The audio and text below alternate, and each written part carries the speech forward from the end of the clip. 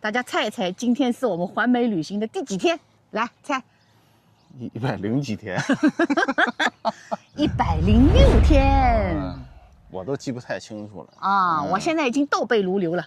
其实现在已经不进入不需要计算机摁的时候，我就知道多少天了。我们两个呢是有严格分工的啊。你比如说，我们今天要做的事儿就是我来分工的。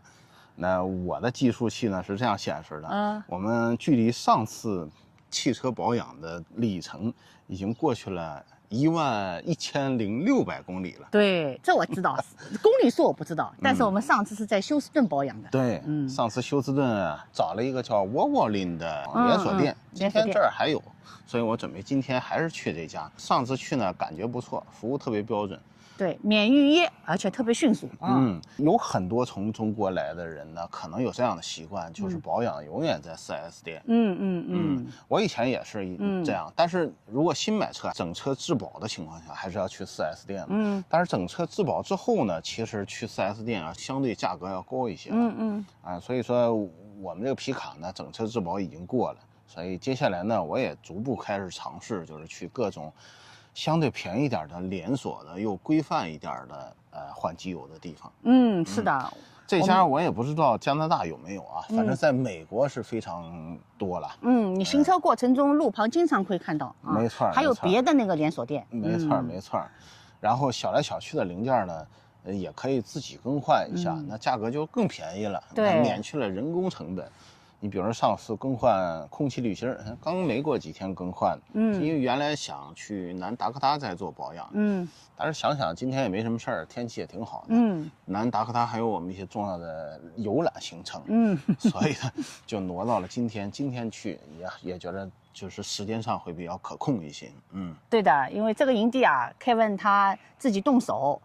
还更换了我们那个水的那个滤芯，因为这个营地呢，这个水啊，我感觉有股铁的味道，所以我们担心呢，是不是因为这一片营地啊，好久没住人了啊，所以我们水啊放了很久也不是改善很明显。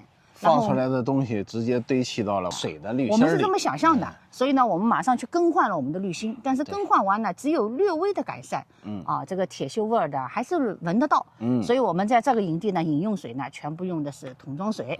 顺便再说一下，就是温哥华跟美国的一个小小的区别啊，在更换这个机油方面，我们在温哥华的福特的 4S 店，更换机油的时候，他不推荐你全合成机油。我知道你当时还问过他们为什么，这是一个巨大的差别。因为有一次在网上填，我特意填了全合成机油，然后 4S 店人就找我说你是要出远门吗？还是你要干什么吗？我说没有啊，我就在温哥华呀。他说我们并不推荐你做全合成机油，他说没必要。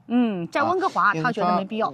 温哥华的空气质量非常好，对机油的消耗和磨损是非常少的，而且气温呢相对没有高高低低的啊。对，然后他说在温哥华我们不用推荐那么好的机油，然后我经验证下来，即便就是普通的机油也可以跑10000公里，而且当时是因为4S 店推荐的，你没有道理不相信嘛。那当然他也有就希望你经常能回去的这种愿望啊，你别搞得15000公里才回来啊。他也有这种愿望，希望你早一点回来。但是经我验证，跑10000公里没有问题的情况下，那就不是一定要强求全合成机油。但是在美国跑了这么远的路，还是一直都是选全合成机油。没错，但是事实证明，跑的公里数还是稍微多一点点的。而且是真的挺能干活的拉房车嘛，真是干重体力活。对，现在我们的机油，Kevin看了一下，还有78%。18%，但是我一般不到底。我们不准备到临界点，对，因为接下来南达科他我们有游览的行程，而且也不会像这个威斯康星这样长时间的停留6晚7晚了。接下来我们都除了游览之外就是赶路了。好，我今天也拍一下他们换机油的过程。如果有感兴趣加拿大南下的小伙伴，也可以了解一下啊。好。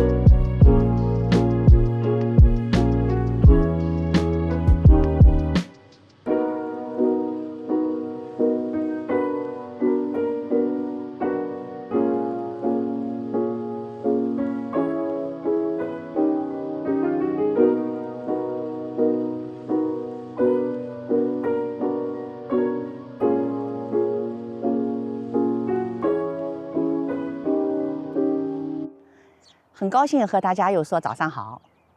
今天呢是我们房车环美旅行的第107天。我现在的位置呢是在威斯康星州靠近明尼苏达州的营地。今天呢又是我们的移动日，现在呢是早晨7点多，我们又准备出发了。今天呢车行600公里左右，我们将从威斯康星州穿过明尼苏达州，到达南达科他州。我们在这个威斯康星州的营地呢居住了6晚，这地方呢基本上属于休息、休整、蛰伏，而且呢也是等待一下天气暖和一点。今天呢也是车型比较多的一天。如果南达科他不是特别冷的话，那么我们这一路回程的路上最冷的天气应该就是度过了。好，我们接下来准备出发。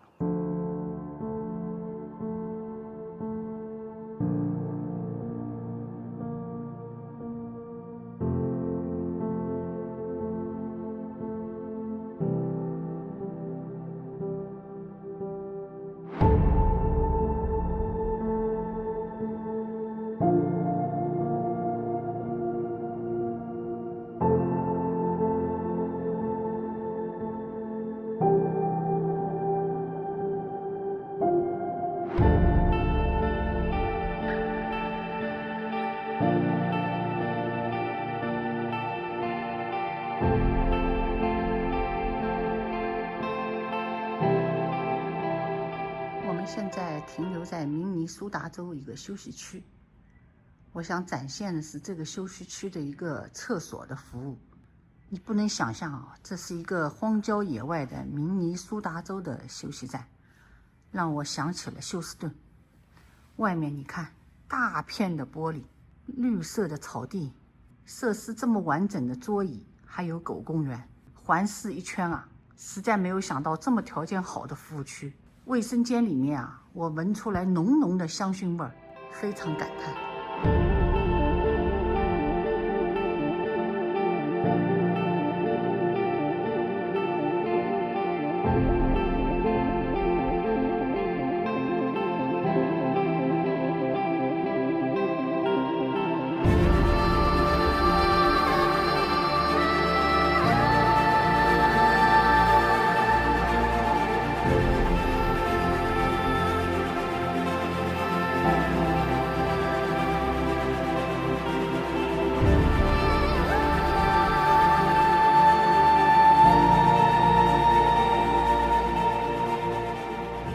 我们在房车环美的第107天，到达了南达科他州。今天呢，我们是通过90号洲际高速到达了这儿。90号洲际高速呢，其实用 Kevin 的话讲，我们可以一路就开到华盛顿州了。到了华盛顿州，就等于到了我们温哥华了。今天呢，600公里，我们从威斯康星州穿过明尼苏达州，到达了南达科他州，中间呢加了2次油，油价呢分别是3.9块和4.1块一加仑，价格呢比较平稳，因为价格已经非常高了。那么今天行驶的呢是一路往西，一路往西呢，其实这样相同的纬度呢，相当于行驶在我们加拿大的安省到曼尼托巴省到萨省的这个路上。这沿途的风光呢，基本上和加拿大的草原省呢也是非常非常的相似，农作物呢也是非常相似，反正小麦啊、大豆啊、玉米啊，所以说呢，两边的居民，我想比我们这种游客感受会更加深。当然啊，我们在若干年前曾经横贯过一次加拿大，我们从温哥华开车到了魁北克的古城，只是当时呢开的不是房车，是小车。所以来回走一趟呢，其实我们对加拿大的草原省呢还是有所了解的。所以今天来到了这个南达科他，穿过明尼苏达州，觉得两地的风貌让我们想起了那一次横贯加拿大的旅程。我们今天入住的这个营地呢是 KOA 一下子就不一样了，有年轻的漂亮的小妹妹带我们入住了营位，还跟我们简单讲解了一下注意事项。在这儿呢，我们只居住1晚，明天呢将继续出发，在南达科他州。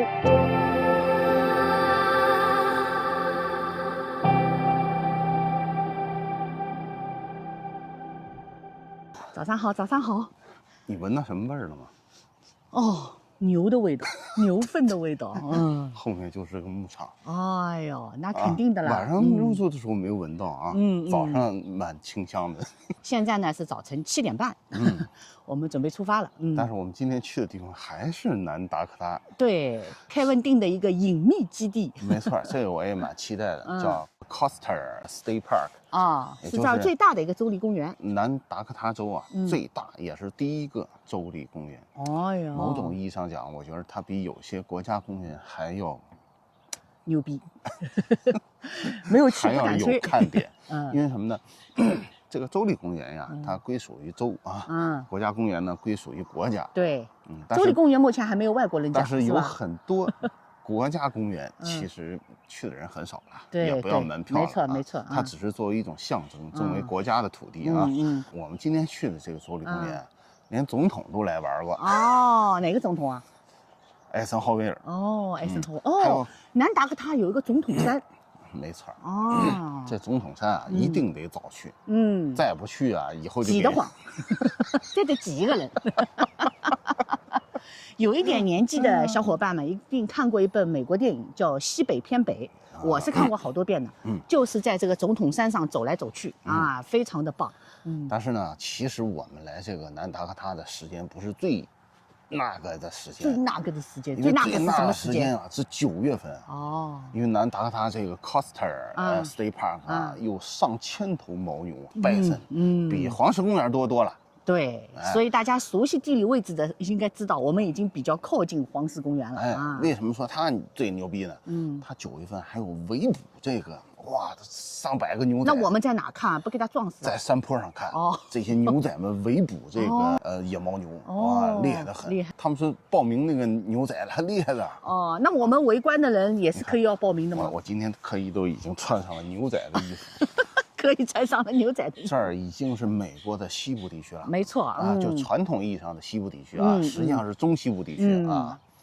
牛仔文化。今天的天气特别好，昨天风啊特别大，我们开过来的时候啊，每100公里耗油21升，21、22升啊，把我们去芝加哥啊北风吹的那个15升啊都给还回去了。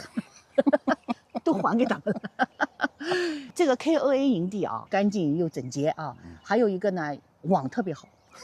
我们发现它的上传速度啊特别棒啊，也有可能我们比较靠近这个办公室啊 ，Kevin 是这么说的。KOA 的这个 WiFi 呢，不是 Southern Trails 能比的啊，那 Southern Trails 呢 WiFi 垃圾瘾啊，但是 KOA 的网是确实厉害，一分价钱一分货嘛啊。今天是我们环美旅行的第108天，108。今天我们将车行500公里。其实这个500公里和昨天的600公里啊，本来 Kevin 打算合在一起开1100公里，稍微过了点啊，我们觉得有点过分了啊，不要晚节不保。没错，安全第一。安全第一。还有呢，就是旅行啊，这个有张有弛的啊，对，感觉劳所以我们在这个 KOA 停留一晚，累个吐血，然后到营地哪儿也不想去了，这就是失去了旅行的目的啊。是的，是的，好，出发。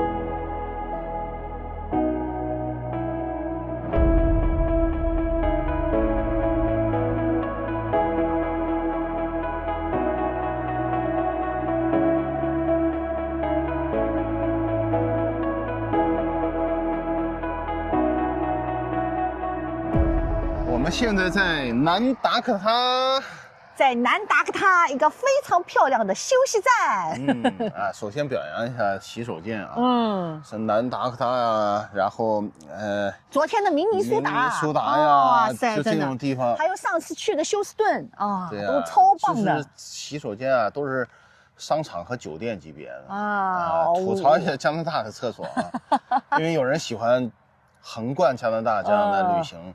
在草原省上厕所，经常是上的旱厕啊！有些休息站居然连旱厕都没有，它就是让你车停一下啊。吐槽一下啊！然后那个我们对面啊，这个就是著名的密苏里河。看一下我们的脚下，密苏里河，这个视野特别好。这是90号洲际公路。对。然后呢，这个是我们的服务区。前面就是那个著名的河了。对，然后旁边有个塑像，这15米高啊，很高的。对，是一个原住民的女性。对，每一个人路过的时候都会拍照，我看很多那个人还拿着单反拍这个啊。这个也可以提醒你啊，这附近应该是原来原住民生活的地方啊。对对对，原住民呢，在美国经常被叫为印第安人，但是在我们加拿大呢，尊称他们为第一民族。第一民族啊，因为他们是第一个拥有这片土地的民族。他们也是最先来到这片土地的人。对，加拿大在什么开会呀、举行活动啊，前面都要先念一段，就是我们承认这片土地是第一民族拥有的。这也是加拿大的政治正确。顺便再分享点别的有意思的事儿啊。就是说美国，叫铁矿石重镇啊，就是昨天走的明尼苏达州。明尼苏达州呢是产铁矿石特别多，甚至多到就是想踩点正常的石头都难。因为我们昨天啊行驶在90号洲际公路上，发现那个公路的路都是红色的。没错，公路都是红色的。对，因为就地取材的石头呢都是含有铁矿石的。对的，所以就是发红的。我们开始以为还是为了防冻处理的。没错。后来去查了一下资料，因为他们就地取材的石材里面含铁量实在太高了。你看这儿其实也有一点点，你看我们仔细看啊，你看这都红色的，看到没有？它这石头它就是红色的。对，我们看到一些铁路啊，枕木下面的小石子也是红色的，也是红色的啊，有意思，特别有意思。这样呢就能理解了，我们在威斯康星州那个营地啊，为什么水我老觉得有一股铁锈味儿。你是补铁补了好几天了？不是，可能就是他们用的就是地下水，并不是城市的自来水。那城市的自来水也有可能来自地下水，它就是反正铁就带着味儿嘛。对，反正不一定有什么杂质。明尼苏达州到今天的南达科他州，反正路上的公路都是红色的，都是红色的。但如果你们来旅行，你们可以关注一下，好玩的很，不是刻意的。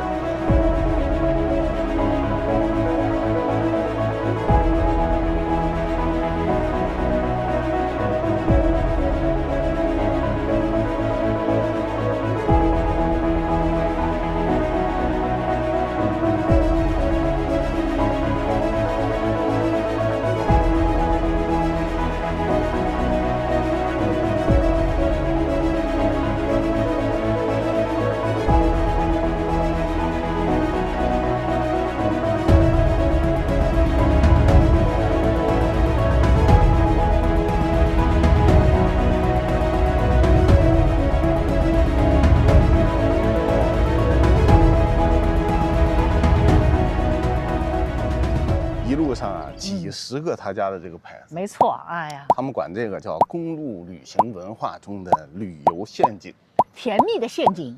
这个陷阱呢，不是那种贬义词，对，就是一个中性或者好的词。就是他家经历了将近近100年啊，1930年建立的，走了一大半嘛。今天因为是500公里，Kevin 说这个地方一定要来看一下啊，这是美国公路文化的代表。对。哇，这招牌沿途啊，这个高速上啊，几十个招牌啊，全都是他家，你不看都不行啊。是，他说他有5分钱的咖啡啊，他有不要钱的冰水。我们来看一看啊。这车停的还不少嘞。对，我们因为那个房车是停在后面那个停车场啊。人家说是1931年啊。对的，1931年，我天哪，还有5年就100岁了。哦呦喂，这有感觉吧？这是拴马的，不会是拴狗的。传统文化吧，拴马的啊。拴马的，我觉得应该是哦，不会是拴小狗的。一排呢，你看，一排。你看，哎呀，栩栩如生啊！每一家店门口啊，都有不同的人这样坐着。哎呦，这是火枪。啊，这是火枪。是啊。Lady。这是火枪，我天哪，厉害的！哇，那个是什么？哦，那老爷爷是真的。刚才我就说他真的，他不是假的。那老爷爷是真的。你看，真的有 drugs，真的有药店。哦。古老的药。古老的药。药方啊。药方。厨房。小药瓶儿，哦，教堂。教堂。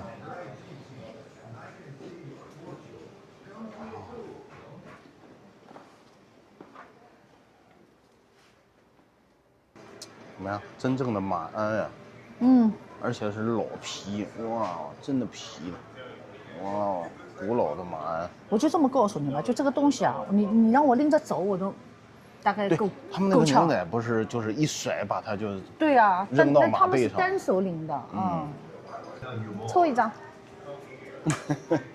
肩。4条 S。你这就不像了，你看我跟你讲啊，我跟你说，真正的牛仔啊，开枪杀人是这样，啪，你没枪，你得拿他的枪。不，就什么意思呢？就这枪是不拔出来的，是直接在腰上一敲，直接就开枪。哦，有点像。因为这打到速度快。哦。帅吧？帅的。帅吧？哦，这双也漂亮。那上面男的。哦，这男的。哇塞，牛仔靴的天地啊！也不一定，我见过江大的，有的女生穿的就是穿男款的男的码。哎，你这一眼给你选一双，选哪一双？这不好选，我觉得哪双都挺好看。一眼。一眼啊，一眼会选素一点的、深一点的。哦，我觉得这双好看，这双好看。这双我觉得上面这蛮好看的。这双也好看，这都蛮好看的。这双也好看。太酷了。看看价格，哎，刚才我们俩都看中了，哇塞，378.98美元，我天哪！纯牛皮的呗。牛仔靴，这双哎，这个很美国。美国国旗，你看这双也漂亮。这个也是美国国旗。哎，这双就好多了，这双200。我也是第一次近距离。没错，看到这么多。看这么多。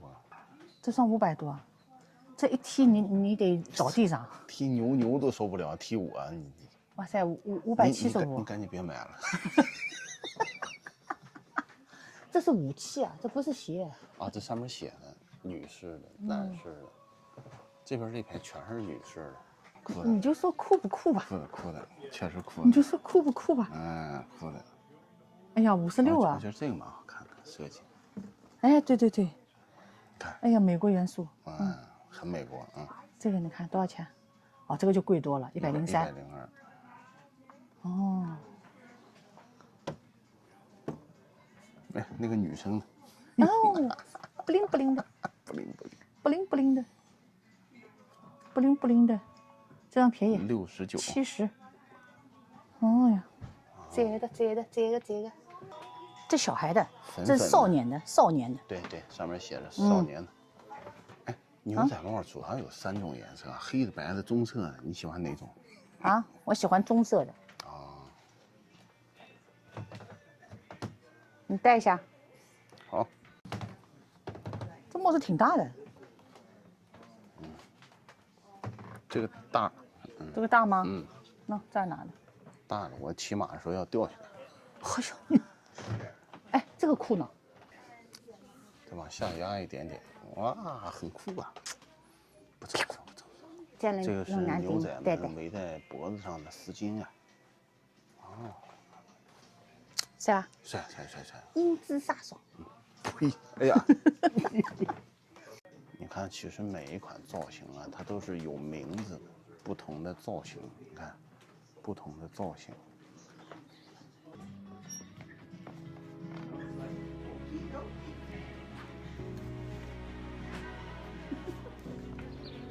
验证过了啊。就是一个巨大的礼品店，然后物价不是特别便宜，广告成本太高。是的，竖了100来个牌子，把我们领到了这儿啊。对，挺好的，就是里边东西特丰富。走过路过是应该停下来的，因为我们从出口过来没有多久这儿好多那个开房车的都来，这停车场都停着，看，这都是房车。停车也免费，你要是不是环美，你这个地方根本设计不到啊。是。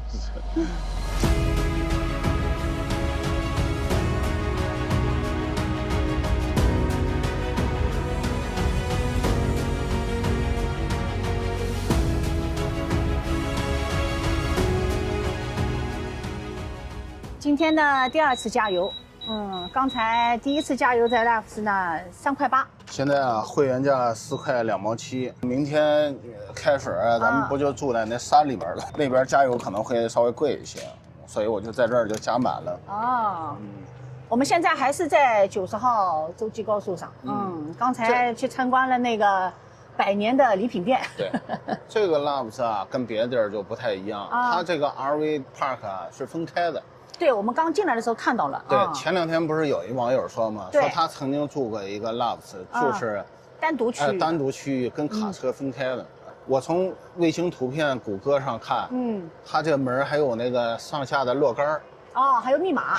对，不是说谁都能进得去，就是有一点点标准的营地的那个味道。对，而且呢，就是在一个单独的一个区域，可能也不是那么吵，也安全一点。相对而言呢，比起正规营地还是稍微吵一些，因为它毕竟没有什么遮挡，然后马路这边就是大卡车的地方，它就相隔了一条马路。对。但是呢，安全性就好很多，不会有人陌生人走来走去啊。是的。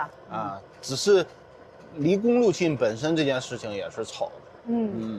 我们昨天呢，因为风大，那个油耗呢达到了21、22升。今天还是有点高，风小一点了，但是呢上坡。对，他们说我们已经爬升了400米，是吗？400多了，现在已经海拔将近900米了。昨天在海拔400多米，所以我们的油耗呢还是维持在20。对，但是道路状况都很好。对，但是开到这儿的时候，基本上红的马路已经结束了。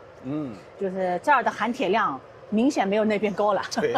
所以真正含铁量高的还是明尼苏达州。对。或者说南达科他靠近明尼苏达那地方啊。没错，讲得非常精确。我们今天入住的营地啊，据 Kevin 跟我介绍啊，只有电。对。然后没有下水。水呢灌满清水了，停到营位上。对，没错。到达了，去看看吧。